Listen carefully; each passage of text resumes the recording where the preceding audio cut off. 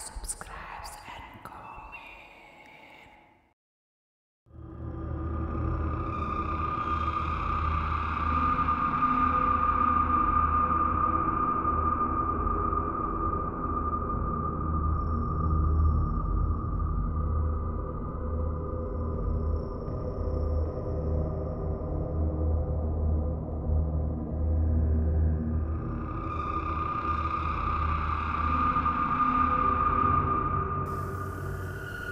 Kalau mengingat malam Jumat Kliwon, saya jadi ingat salah satu peristiwa yang dulu pernah menggemparkan daerah tempat saya tinggal. Tentang khodam hitam yang pasti dimiliki oleh setiap manusia. Kejadian ini terjadi saat saya masih duduk di bangku SD. Waktu itu pagi hari, saya bersiap berangkat ke sekolah. Jarak antara rumah ke sekolah itu cukup lumayan. Ditambah, saya jalan kaki. Nggak punya sepeda karena tahun segitu, sepeda masih menjadi barang yang mewah. Nggak semua punya. Ada 2 jalur yang bisa ditempuh. Jalur jalan raya atau jalur menyusuri sungai. Kalau saya lewat jalur jalan raya, saya harus siap tenaga dan waktu lebih, karena jalannya yang memutar. Berbeda kalau saya menempuh jalur sungai. Lebih cepat, karena langsung ke arah jalan sekolah. Hanya saja, yang perlu diketahui bila memilih jalur sungai, maka kita harus siap melewati kuburan desa. Bagi anak seusia saya waktu itu, tentu kuburan adalah tempat yang paling dihindari. Karena kita-kita bocah ingusan masih percaya dengan hal-hal menakutkan yang ada di kuburan. Termasuk saya yang sudah sering mendengar mulai dari kelewang atau hantu berwujud api, sumur tempat biasa ada kunti sedang duduk, sampai bergol yang tinggal di dalam pohon-pohon bambu. Tapi waktu itu, entah saya sedang memikirkan apa, saya memilih melewati jalur menyusuri sungai. Saya masih bisa mengingat jelas. Waktu itu, desa saya masih sepi. Satu rumah ke rumah lain berjarak cukup jauh. Bahkan satu RT bisa dihitung berapa kepala keluarga yang tinggal. Bagi mereka yang sering menyimak cerita-cerita saya, pasti sudah tidak asing dengan kuburan dan sungai yang sempat saya bahas beberapa kali di cerita saya yang lain. Nah, disinilah ada kejanggalan. Saat saya mulai memasuki area perkuburan, di mana sudah jarang ada rumah lagi yang terlihat. Hanya latar tanah luas dengan pohon-pohon bambu yang sesekali tertiup angin. Kejanggalan yang saya maksud adalah tepat di jalur utama di samping gapura kuburan, saya melihat banyak sekali orang sedang berkumpul, berkerumun, berdiri memandang sesuatu. Saya pun heran, tak biasanya pagi-pagi tempat ini seramai itu. Saya pun mendekat, mencari tahu apa yang terjadi. Dari ekspresi mereka, saya bisa menilai ada raut heran, ngeri, serta penasaran tergambar jelas di wajah. Saya pun nekat menyusup di antara kerumunan orang tersebut, melihat apa yang sedang mereka saksikan di kuburan ini. Sampai langkah saya terhenti ketika memandang pohon randu. Di atas pohon randu yang tinggi besar, saya melihat dengan mata kepala sendiri seorang pria tua tergantung dengan tubuh melayang-layang.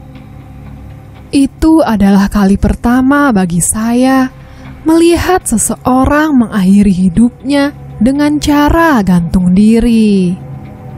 Apalagi saya mengenal pria tua tersebut. Rasanya campur aduk, bingung, Bagaimana saya harus bereaksi waktu itu? Lalu, ada seorang tetangga yang mendapati kehadiran saya. Beliau pun menarik tubuh saya, menutupi mata sebelum membawa saya menjauhi tempat tersebut. Saya pun menurut. Saat kepergian saya dari tempat itulah, saya sempat mendengar seorang ibu-ibu yang sedang berbicara satu sama lain. Mereka menyebut tentang malam ini adalah malam Jumat Kliwon.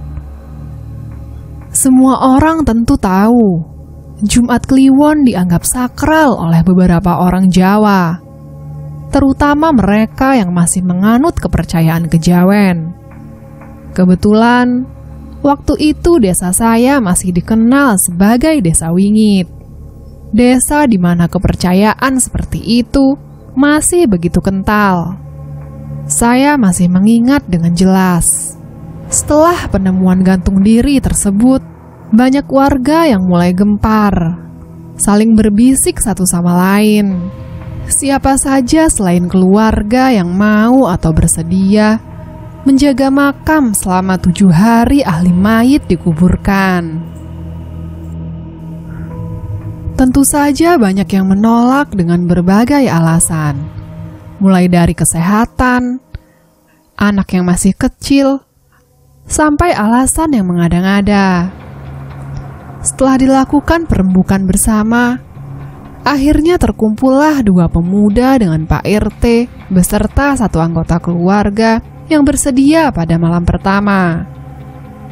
Sebelum saya lanjutkan, perlu diketahui, kalau seseorang meninggal pada Jumat Kliwon, memang harus ada yang menjaga, guna menghindari hal yang tidak mengenakkan, seperti pencurian tali kain kafan untuk ilmu hitam, atau berbagai maksud, yang tentu saja akan merugikan bagi pihak keluarga. Malam itu benar-benar terasa berbeda dari malam sebelumnya. Angin berhembus lebih dingin. Tak ada suara binatang malam sama sekali. Sampai firasat yang tidak mengenakkan sejak berada di dalam rumah. Hal ini tentu membuat semua orang mulai ragu. Apakah mereka tetap harus pergi? Salah seorang dari 2 pemuda yang mendapat tugas tersebut, sebut saja Gogon. Beliau sebenarnya ingin menolak saat itu. Namun salah satu anggota keluarga almarhum adalah sahabat karibnya. Sehingga dengan terpaksa, dirinya mengiyakan ajakan sahabatnya itu. Seharian, Gogon tidak bisa tidur. Ia mengurung diri di dalam rumahnya. Ada alasan kenapa Gogon sampai hati memikirkan hal ini. Karena yang dia jaga bukan sembarang mayit, melainkan mayit yang meninggal karena bunuh diri. Hal ini tentu saja membuat dirinya merasa was-was. Kematian yang buruk biasanya membawa balak atau bencana. Namun, Gogon tak bisa berbuat apa-apa. Ia sudah mewanti-wanti dirinya bila ia hanya ikut untuk menjaga 1 malam, sebagai ganti rugi rasa tidak enaknya kepada sahabat karibnya yang sedang berduka. Tanpa terasa, malam sudah tiba. Gogon masih menunggu di dalam rumah.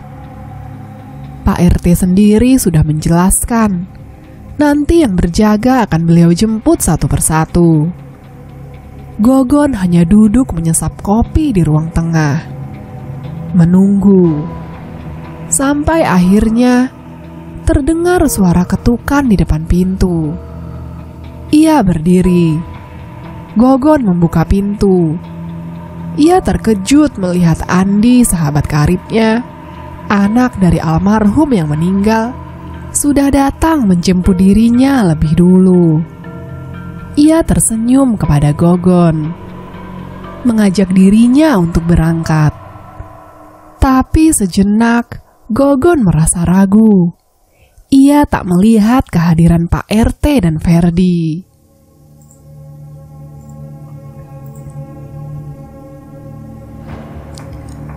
Andi menjelaskan bila Pak RT dengan Ferdi sudah lebih dulu di gubuk yang baru siang tadi dibangun, tepat di samping makam almarhum. Gogon merasa janggal sebenarnya dengan cerita Andi. Tapi ia tak memiliki alasan untuk menolaknya. Sehingga akhirnya ia berangkat berdua dengan Andi. Gogon berjalan lebih dulu. Sementara di belakang, Andi mengikuti. Mereka bertukar cakap untuk mengusir sepi. Semakin jauh mereka berjalan, Gogon merasa perasaannya semakin tidak enak. Andi juga tak seperti biasanya. Dia hanya bicara bila Gogon sedang bertanya. Selain itu, Andi diam. Tibalah mereka di jalan setapak, tempat di mana lahan bambu terlihat di sana-sini.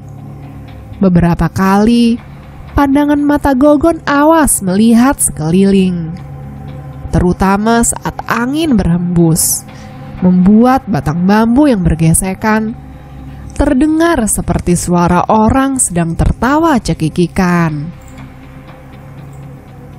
Berbekal senter di tangan Gogon, mereka menyusuri lahan bambu berdua. Namun, sekonyong-konyong, tiba-tiba Gogon baru sadar. Tak ada lagi Andi sahabat karibnya di belakang. Kaget, Gogon melihat ke sana kemari dengan dada berdebar kencang. Gogon merasa ngeri. Waktu itu tak terbesit di pikirannya kalau Andi sedang mengerjai dirinya. Mengingat ini bukan waktu yang tepat untuk seseorang yang baru saja kehilangan bapak sendiri. Gogon memanggil Andi di bawah rimbun pohon bambu yang semakin lama bergesek-gesek membuat ciut nyali. Gak lucu blok. Aku wes sengaja ngancani awakmu amarga sakno. Mau guyone aku ngene, gendeng kon. Entah sudah berapa kali Gogon berteriak, berusaha menekan rasa takutnya. Namun, batang hidung Andi tak nampak sedikit pun. Terpikir di kepala Gogon untuk pergi pulang kembali. Namun, tubuhnya terdiam mematung saat menemukan di sela-sela salah satu rimbun pohon bambu, Gogon melihat seseorang sedang meringkuk seperti anak-anak sedang bersembunyi. Gogon mengarahkan senter ke tempat itu. Dirinya sejenak mengamati. Semakin lama ia melihat, Gogon semakin yakin bila dirinya benar-benar sudah dikerjai oleh Andi. Emosi memenuhi kepalanya saat itu. Ia sudah siap menghujami Andi dengan kata-kata kasar. Gogon pun mendekat. Kalimat makian sudah sampai di tenggorokan saat Gogon berdiri tepat di belakang seseorang yang sedang berjongkok membelakanginya tersebut. Namun, belum juga ia memaki, tiba-tiba Gogon mengurungkan niatnya saat melihat bahwa ia mengenali orang itu. Ketika ia berbalik melihatnya, Pak Badir, tukang becak, bapak dari sahabat karibnya. Gogon pun lupa alasan kenapa dirinya berada di sini, terutama saat Pak Badir bertanya perihal apa yang dia lakukan di tempat ini. Gogon hanya menggelengkan kepala. Ia benar-benar tidak ingat kenapa bisa ada di sini. Ia pun mengajak Gogon pergi ke sungai untuk melihat hasil pancingnya. Ia juga berpesan kalau sampai mendapat hasil yang lumayan, Gogon bisa membawa sebagian buruannya. Gogon pun mengangguk sembari masih memikirkan alasan dirinya tidak berada di rumah pada malam buta seperti ini. Selama di perjalanan itu, Pak Badir bercerita bila akhir-akhir ini hidupnya sedang tidak baik-baik saja. Ia sedang terlilit hutang dan kesusahan untuk membayarnya. Selain itu, dua anaknya tidak mau membantu saat dia membutuhkan. Sedangkan anaknya yang bungsu belum bisa mencari uang. Gogon merasa simpati kepada Pak Badir. Namun, dirinya juga masih belum bisa mencari uang sama seperti anak bungsunya. Selama perjalanan, mereka melewati jalan setapak di samping kuburan, arah menuju ke sungai. Namun, Gogon masih terpaku pada alasan kenapa dirinya ada di sini. Sembari menyinari jalanan di depan, Gogon melihat Pak Badir terus bercerita. Ia bahkan sampai di titik di mana bobolnya keluar, dilihat oleh banyak orang karena terlalu keras bekerja mengayuh becak dari pagi sampai tengah malam. Saat itu, Pak Badir sampai berkata, ingin mati saja. Gogon masih diam saja. Ia benar-benar merasa iba. Andi tidak pernah menceritakan bila bapaknya bisa sampai seperti ini akibat dua kakaknya. Namun, di lain hal, tak ada yang bisa dilakukan oleh Gogon. Saat itulah tiba-tiba Gogon teringat sesuatu. Andi sahabat karibnya. Bukankah dia tadi pergi ke sini dengan sahabat karibnya? Tapi untuk apa dia dan Andi ke lahan bambu malam-malam? Ketika Gogon sedang berpikir, ia berhenti di jalan setapak. Sedang Pak Badir berdiri menunggu Gogon menyinari jalanan mereka lagi. Di detik-detik akhir, tiba-tiba Gogon baru ingat, Pak Badir adalah bapaknya Andi. Mereka kesini untuk bersama-sama menjaga kuburan Pak Badir yang pagi tadi ditemukan dalam kondisi kendat atau bunuh diri. Gogon tertawa. Bagaimana dirinya bisa lupa? Namun, tawanya lenyap saat ingat siapa yang sedang berdiri di hadapannya.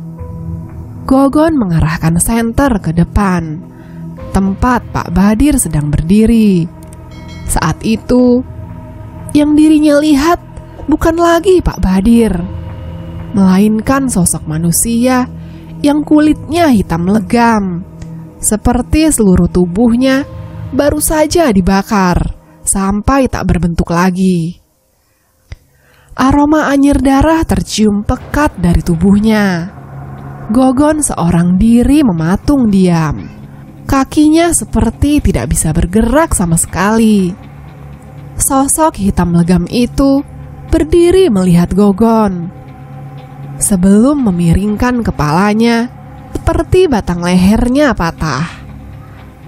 Satu-satunya warna putih yang bisa Gogon lihat hanya dari bibirnya yang menyeringai. Gogon kemudian melihat sosok itu berjoget seperti penari jaipong, dengan tangan dan kaki terangkat bergantian. Itulah saat dimana Gogon tersadar. Kakinya baru bisa bergerak saat sosok itu tertawa dan berteriak, "Yuk!" Mengejutkan Gogon yang lari tunggang langgang. Tidak salah lagi. Sejak dulu, Gogon tahu bila Pak Badir mahir menari jaipong.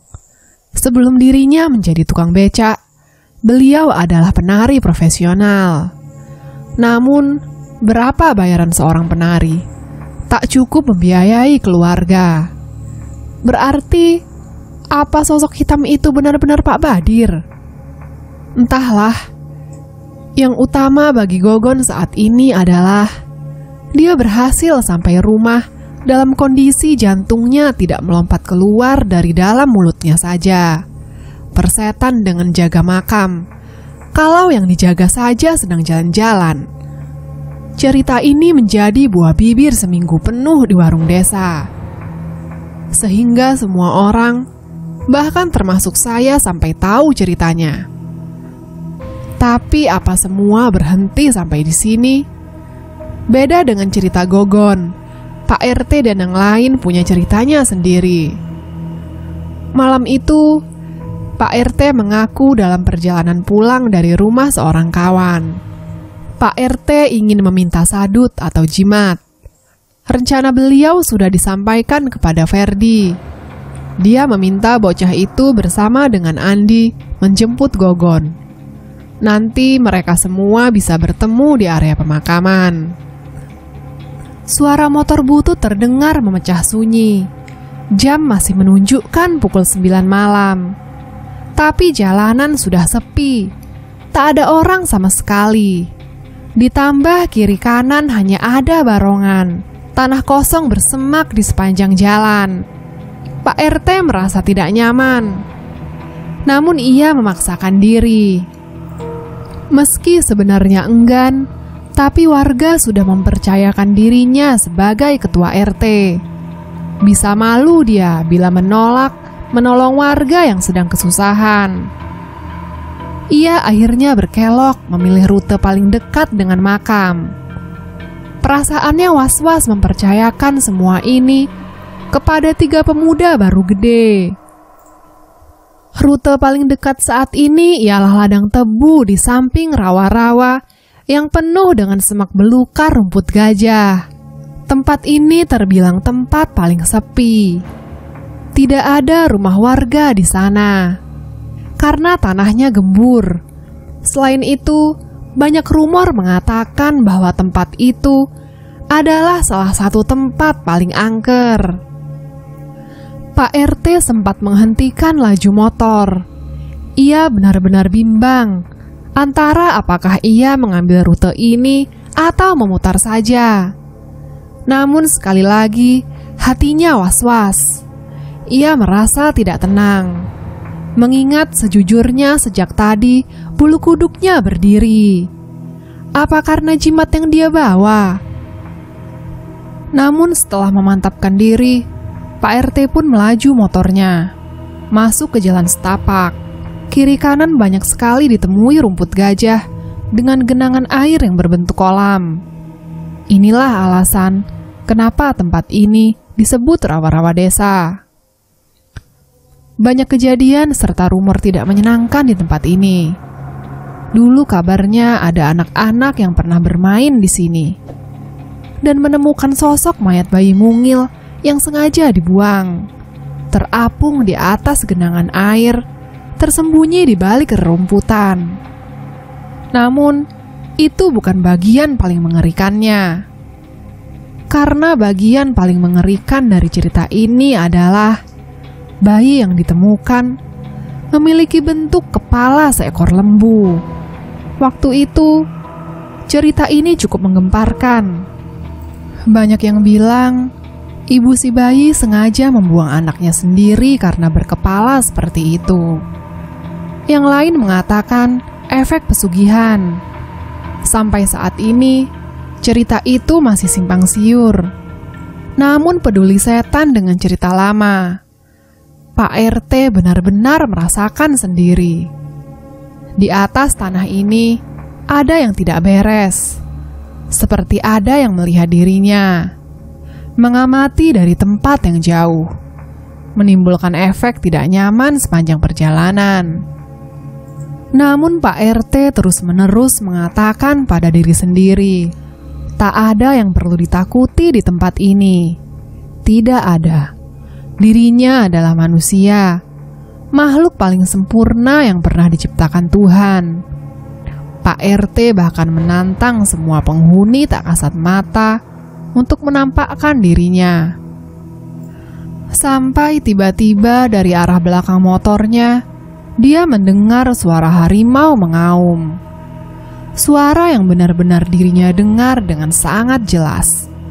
Bahkan sampai-sampai membuat keseimbangannya goyah. Suara itu terdengar sangat marah. Seketika, Pak RT memohon ampun. Semakin lama, suara itu semakin jauh. Aumannya masih terdengar. Hanya saja suaranya samar-samar. Saat itulah dari jauh Pak RT melihat siluet hitam. Siluet seseorang yang sedang berdiri jauh di depan jalan. Ia diam seperti sedang menunggu Pak RT mendekat. Awalnya Pak RT mencoba menggunakan logika. Siapa gerangan yang berani keluar di malam seperti ini? Seorang diri berjalan di tempat yang tidak mengenakan ini. Rasa penasaran menggerayangi pikirannya. Pak RT terus memacu laju motor miliknya. Ia ingin mengetahuinya.